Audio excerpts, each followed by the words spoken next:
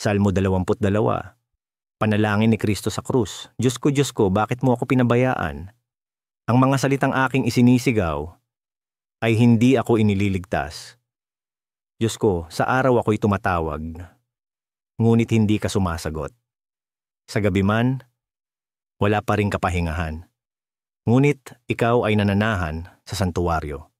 Mula roon ay umaakit sa iyo ang papuri ng Israel. Sa iyo umasa ang aming mga ninuno.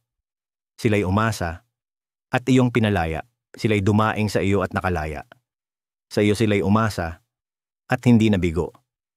Ngunit ako'y isang uod at hindi na tao. Kinukutiyan ng mga tao at tinahamak ng bayan. Lahat ng nakakakita sa akin ay tumatawa, nanguuyam at umiiling ang ulo. Magtiwala siya sa Panginoon. Iligtas nawa siya ng Panginoon kung siya'y mahal niya. Ikaw ang naglabas sa akin mula sa sinapupunan ng aking ina. Ikaw ang nagbigay ng tiwala sa akin sa kanyang mga dibdib. Sa iyo ako'y inihabilin, mula pa sa aking kapanganakan. Mula sa sinapupunan ng aking ina, ikaw na ang aking Diyos. Huwag kang lumayo sa akin sapagkat ang kapighatian ay malapit na at walang sino mang makatutulong. Ako'y pinalilibutan ng maraming toro. Nililigid ako ng mga malalakas na toro ng Basan. Binubuka nila ang kanilang bibig laban sa akin tulad ng mga leon na nanlalapa at umaatungal. Ako'y parang tubig na ibinuhos. Ang lahat kong buto ay nagkahiwa-hiwalay. Ang aking puso ay parang wax na tutunaw sa loob ko. Ang aking lalamunan ay tuyong-tuyo gaya ng bibingka. Ang aking dilay dumidikit sa ngalangala. Inilagay mo ako sa alabok ng kamatayan. Pinalilibutan ako ng mga aso, isang pulutong ng masasama ang pumaligid sa akin. Binutasan nila ang aking mga kamay at paa. Mabibilang ko ang lahat ng aking mga buto. Kanilang tinitingnan ako, at ako'y kanilang nililibak. Pinaghati-hatian nila ang aking mga kasuotan, at ang aking tunika ay kanilang pinagbubunutan ng kapalaran. Ngunit ikaw, Panginoon, huwag kang lumayo. Ikaw ang aking kalakasan, dalian mong tulungan ako. Iligtas mo ang aking kaluluwa sa tabak, ang aking buhay mula sa mga pangil ng mga aso. Iligtas mo ako mula sa bibig ng mga leon, at mula sa mga sungay ng toro. Iligtas mo ako nakakaunti ang lakas.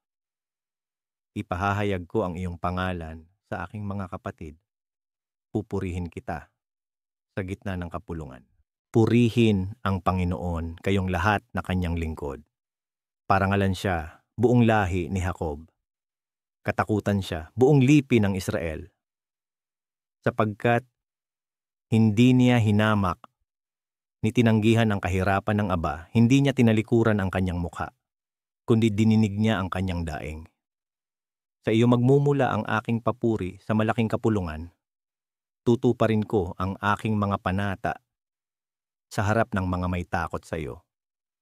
Ang mga dukha ay kakain at mabubusog. Pupurihin ang Panginoon, ang mga nagsisihanap sa Kanya. Mabuhay ang kanilang mga puso magpakailanman. Aalalahanin ng lahat ng mga dulo ng lupa ang Panginoon, at sila'y babalik sa Kanya. Ang lahat ng angkan ng mga bansa ay luluhod sa harap niya. Sapagkat ang kaharian ay sa Panginoon, at siya ang namumuno sa lahat ng mga bansa. Luluhod sa Kanya ang lahat ng bumababa sa alabok, yaong mga hindi na makapangalaga ng kanilang buhay. Para sa Panginoon ang aking buhay. Siya'y paglilingkuran ng aking mga lahi. Ipahahayag nila ang Panginoon sa susunod na salinlahi. Kanilang sasabihin ang kanyang katuwiran. Sa bayang isisilang, ito ang ginawa ng Panginoon. Pagninilay, minamahal na anak, alam ko na may mga oras na nararamdaman mong nilulukob ka ng kadiliman at iniisip mong malayo ako. Ngunit pakinggan mo ang aking tinig. Kahit sa gitna ng pag-iisa at sakit, kailanman ay hindi kita iniiwan. Ako'y lumalakad kasama mo sa iyong mga pagsubok at inaalalayan ko ang iyong puso kapag hindi ka na makakayanan. Kung magtitiwala ka sa akin, makikita mong mula sa gabi ay sumisikat ang liwanag at mula sa mga luha ay umuusbong ang pag-asa.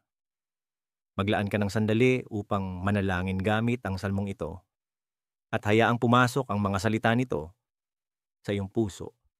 Kung ito'y nagbigay sa iyo ng ginhawa, ibahagi ito sa isang nangangailangan ngayon at magsulat ng mga salita ng pananampalataya upang palakasin ang iba